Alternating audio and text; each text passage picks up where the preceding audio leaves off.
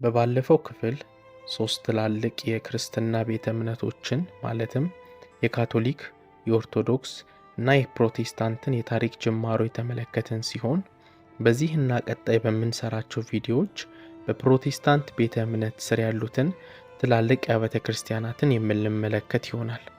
አብራችሁን ቆዩ።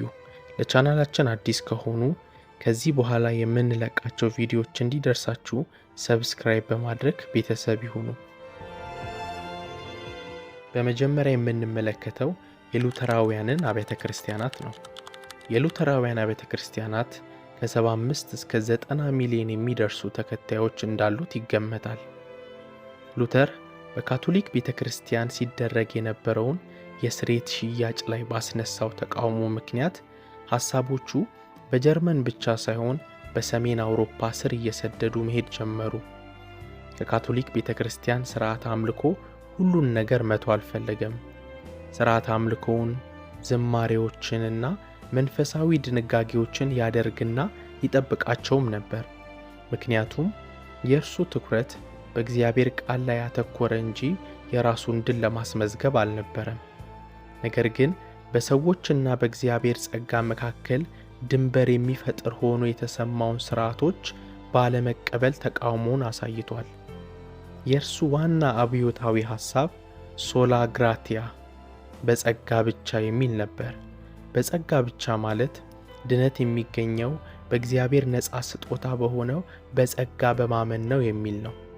ድነት ነፃ ስጦታ እንጂ ሥርዓቶችን በመፈጸም መልካም ሥራን በመስራት ወይንም ለቤተ ክርስቲያን ክፍያ በመስጠት የምናገኘው ነገር አይደለም በማለት እጅጉን ሞገተ።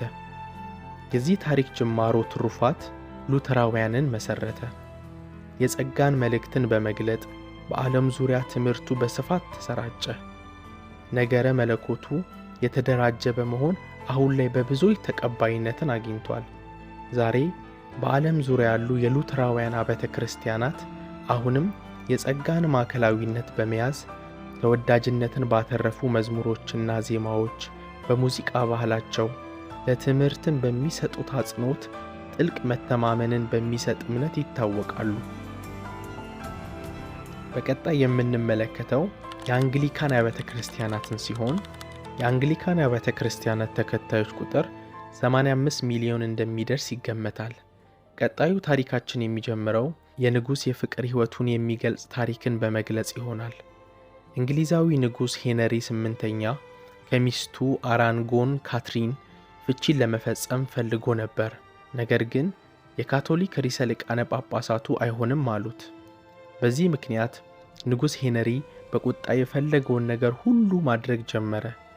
ከካቶሊክ ቤተ ክርስቲያንና ከሮማው ርዕሰ ሊቃነ ጳጳሳት ጋር የነበረውን ግንኙነት በማቋረጥ ራሱን የአንግሊካን ቤተ ክርስቲያንን የበላይ አለቃ አድርጎ ሾመ። በአንድ ጊዜም አዲስ የአንግሊካን ቤተ ክርስቲያን ተመሰረተ። የካቶሊክ ቤተ ክርስቲያንን አልባሳት በመጠቀም በሥርዓተ አምልኮ ካቶሊካውያንን የሚመስሉ ሲሆኑ በዋናው ስነ መለኮትና አካሄዳቸው ፕሮቴስታንትን የሚመስሉ መሃል ላይ የሚገኙ አብያተ ክርስቲያናት ናቸው። የጳጳሱን ሥልጣን አይቀበሉም። በኋለኞቹ የተሐድሶ አራማጆች ምክንያት ለሁሉም ሰው የጋራ የጸሎት መጽሐፍ በላቲን ቋንቋ ሳይሆን በእንግሊዘኛ ቋንቋ በመጠቀም ሥርዓተ አምልኮን ማካሄድ ጀመሩ። ይህም አካሄድ እምነታቸውም ለሁሉ ሰው ተደራሽ እንዲሆን አድርጎታል። ዛሬ የአንግሊካን ቤተ እምነት በጣም ሰፊ የሆነ ዓለም አቀፍ የአብያተ ክርስቲያናት ማዕቀፍ ነው። የአንግሊካን ቤተ እምነት ከታላላቅ የእንግሊዝ ካቴድራሎች አንስቶ እስከ አፍሪካ በናይጄሪያና በኡጋንዳ የተስፋፋ ትልቅ ቤተ እምነት ሆኗል። ከዚህ በመቀጠል የምንመለከተው የባፕቲስትን አብያተ ክርስቲያናት ነው። የባፕቲስት አብያተ ክርስቲያናት ወደ 100 ሚሊዮን የሚጠጉ ተከታዮች እንዳሉት ይገመታል። በ1600ዎቹ እንግሊዝ ውስጥ እንዳለን አስብ።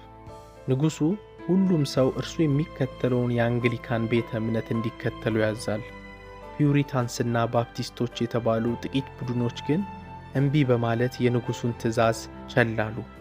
የባፕቲስት አብያተ ክርስቲያናት ሕፃናት ሳይሆን አዋቂዎች ብቻ መጠመቅ እንዳለባቸው አጥብቀው ያስተምራሉ።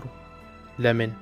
ምክንያቱም እምነት ምርጫ እንጂ የቤተሰብ ውርስ መሆን የለበትም በማለት አስረግጠው ይሞግታሉ።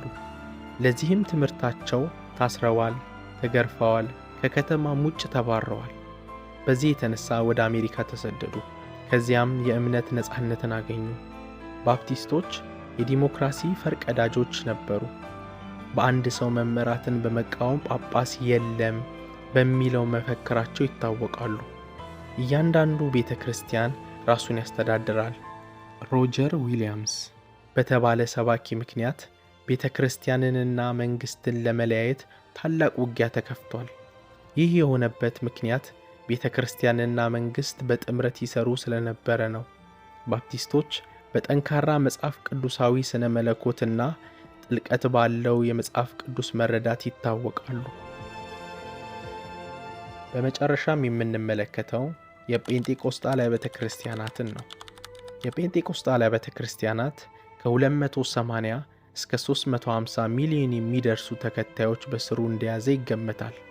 አሁን በሎስ አንጀለስ ወደምትገኝ አንዲት ትንሽና በአግባቡ እንኳን በህንፃ ባልተገነባች ቤተ ክርስቲያን ውስጥ እንዝለቅ። በ1906 ዓመተ ምህረት ዊሊያም ሲሞር የሚባል አንድ ጥቁር ሰባኪ የጸሎት ስብሰባን በመምራት ላይ ሳለ በድንገት አንድ ያልተለመደ ነገር ተከሰተ። ሰዎች በማያውቁት ቋንቋ መናገር ይጀምራሉ። አንዳንዶች ወድቀው ይንቀጠቀጣሉ። ሌሎች ደግሞ ትንቢቶችን ከፍ ባለ ድምፅ መናገር ይጀምራሉ። ይህንን የተመለከቱ ብዙዎች እንግዳ ነገር ነው ብለው ይጠሩታል። ነገር ግን እነርሱ በመጽሐፍ ቅዱስ የሐዋርያት ሥራ መጽሐፍ ውስጥ እንዳሉት በውስጣቸው ያለው መንፈስ ቅዱስ እንደሆነና ይህን የሚያደርገው እርሱ እንደሆነ ያምናሉ። ይህ የአዙዛ ጎዳና መነቃቃት አዙዛ ስትሪት ሪቫይቫል ይባላል። የጴንጤቆስጣውያን ልደት ነበር። የጴንጤቆስጤ እምነት እጅግ በፍጥነት ተስፋፋ። በደቡብ የሚገኙ ድሆች ሰራተኞች፣ በአፖላቺያ ያሉ ማዕድን አውጪዎችና በሆሊውድ ታዋቂ ሰዎች ጋር እንኳን ሳይቀር በፍጥነት ተስፋፋ። ለምን? ምክንያቱም እንደ ኤሌክትሪክ የሚተላለፍ ነገር ስላለ ነው ይላሉ። ከእግዚአብሔር ጋር በቀጥታ መገናኘት የሁል ጊዜ ልምምድ አድርገው ይገልጡታል። ምንም የደረቀ ስብከቶች የሉ። ምንም አይነት የተጨናነቀ የአምልኮ ስርዓቶች የሉ። ነገር ግን ተአምራት የሚፈጸሙበት የተለቀቀ አምልኮን ያደርጋሉ። ጴንጤቆስጣውያን በመንፈስ ቅዱስ መጠመቅ በልሳን እንድንናገር ያስችለናል ብለው ያስተምራሉ። የእምነት ፈውስ፣ አጋንንትን ማስወጣትና ቅዱስ ሳቅን ይለማመዳሉ። ይህንን ልምምድ የሚተቹ ትርምስ ወይም የውሸት ብለው ይጠሩታል። ነገር ግን በሚሊዮኖች ለሚቆጠሩ ሰዎች በጣም ንጹህ የሆነ የክርስትና አይነት ነው። የማይገመትና ኃይለኛ እውነት። በቀጣይ ቪዲዮ ሌሎች በፕሮቴስታንት ቤተ እምነት ውስጥ የሚገኙትን አብያተ ክርስቲያናት የምንቃኝ ይሆናል። ቪዲዮን ከወደዱት ላይክ እና ሼር በማድረግ ለሌሎች እንዲደርስ ያድርጉ።